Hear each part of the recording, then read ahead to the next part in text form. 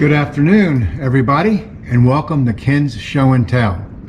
Today I'm going to address this rather old-looking fuel filter above the fuel pump in this 1972 Mercedes Benz 280SE 4.5. I've got a new fuel filter, and I'm going to be taking this out because I've been experiencing, after some heavy highway driving, coming to a stop and then taking off again, some hesitancy. I'm just wondering about fuel delivery. So I thought I would change out this filter since it looks old. I haven't changed it out since I've owned this car, and this will be the first time that I've done this. So let's get to it. I think the first thing I'm going to do is remove this protective housing. And I can see a nut there, and then one over here, and then there's one right there in that corner, right back behind there. There it is, yes. And then one in the front. Let's go around here to the front and I can show that to you. See if I can get over here. I'm banging my head too bad. There we go. Right back there in the back. So we take the three nuts out and drop that housing, and we'll see what we have. Those three 10mm nuts, and that released the housing. And now let's see, you can see why I took it off, because you have to get back here to that fitting, and I probably have to unloosen these nuts here on the sides to slide that out, and I probably have to clamp off that hose. Let's see, how about that one? No, that one's probably okay. That one goes straight into the fuel pump. Okay, so we will take that top one off first. Let's just do that. That goes into the filter. Okay. Oh, here's the housing off the car. Nice piece of metal. So I pulled that clamp off, and a little bit of fuel came out of the line up there, and the hose looks in good condition. And I originally was thinking about pulling that off next, but I've changed my mind. I'm going to take off this lower hose right here. That lower one. And because then I can pull the whole thing out and then put that piece on the back that screws in, I can put it in properly. Yeah, so I think that's the way to do it. Well, I discovered that upper hose, when I took it out, hardly any fuel came out, and that was fine. But then I decided, well, it was that one over here, and then that one, I realized that fuel was running by gravity down this hose into the pump and out there, out that spigot there, or out that outlet, I should say. And so I decided to clamp this hose, and that solved that problem. So you should do that, clamp this lower hose. So let me go ahead and see if I can get this filter out of its housing, and we'll go from there. Well, there it's out. These little nuts right here, I didn't have a socket small enough, so I had a 5/16. I didn't have a metric one small enough, so 5/16 works fine to pull that out, and so I had to catch a little more fuel that came out of that filter. Let's go over here and see what this looks like on there. All right, there's the old next to the new. Here's the old Bosch, same part number, 0450905007. The old one was made in Spain. This one's made in Tunisia.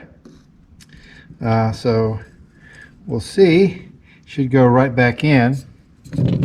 So what I'm going to do is disconnect this and just put it right in there. This hose looks fine. Whoops. This hose looks fine. It's not cracked. And it's a nice looking hose. Oh, there goes some fuel out of the old one. It's all right. Be absorbed into this wooden top here just to add to patina. All right. Let me just go dump this in a proper receptacle here, and then we'll pull this off and put it on the other one.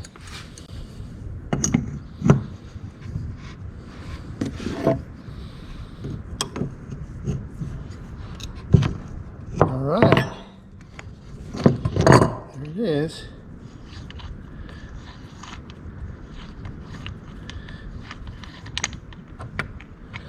All right.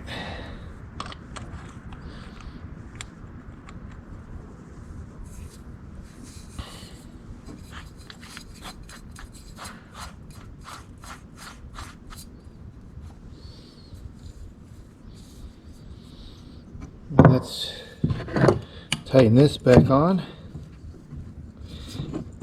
So I might be able to do it like this. Yep.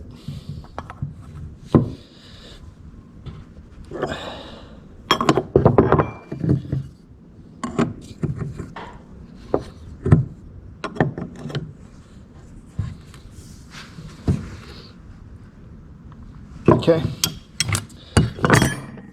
That's on there good and tight.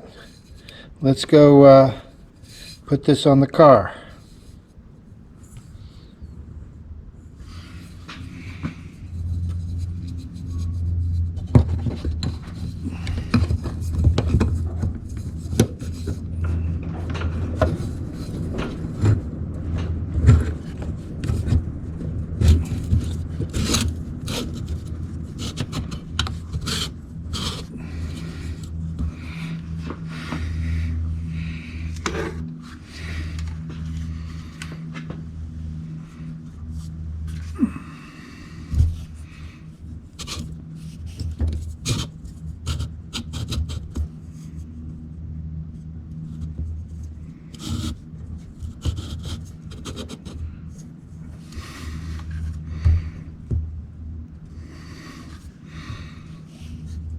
Yeah, okay, just line everything up. Okay. Now, you can see how this thing turns in the bracket, and you can line everything up with the hoses and everything. So that's what I'm going to do, is reattach the hoses first, and then tighten the bracket, and then release this clamp. And we'll go from there. The hose is back in place. I removed the clamp. That line over here is back in place. And then all I have to do now, you see, is clamp those nuts up there to hold this in place. And I was just positioning it in such a way that it wouldn't stress the hoses. And we'll just tighten that sucker down up there by turning in those two nuts. All right, everything's tightened up good. All I have to do now is put the protective housing back on. Well, it's done. And what have I learned?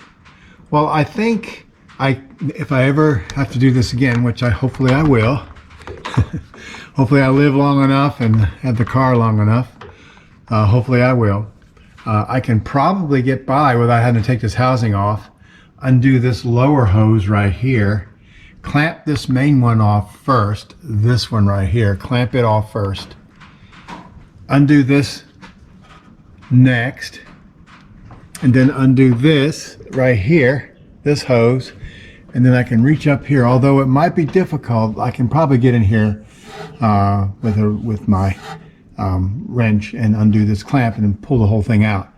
I can probably do that again without removing this, but we'll see if I ever have to do it again. Although removing the housing and putting it back in was no big deal, and it certainly gave me more room. I think now the next thing to do is lower the car, turn on the ignition, energize the fuel pump, and make sure we don't have leaks back here.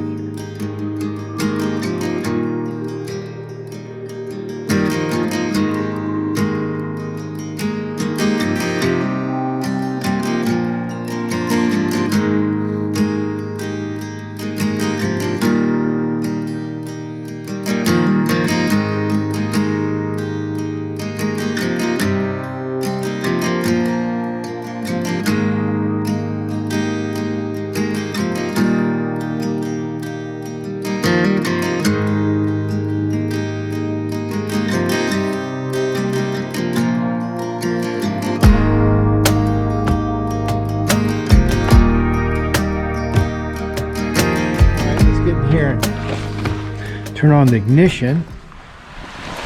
Whoops. Just energize everything. There we go. I heard the fuel pump come on.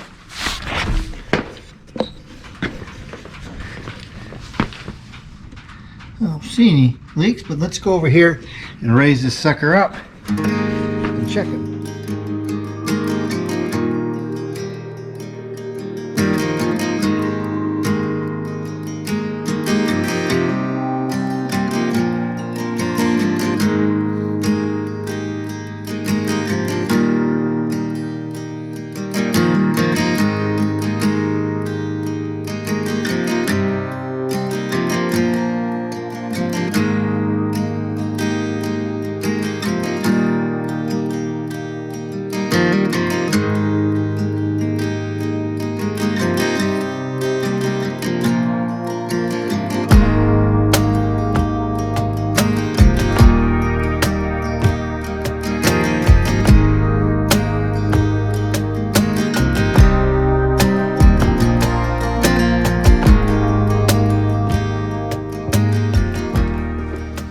All right, let's just see. Nothing's dripping. All right. Nice and tight. Yes. Okay, this wetness right here is from fuel that leaked out right here when I did that earlier. No new wetness. Okay. I'm very pleased. Okay. Well, thank you for watching Ken's Show and Tell.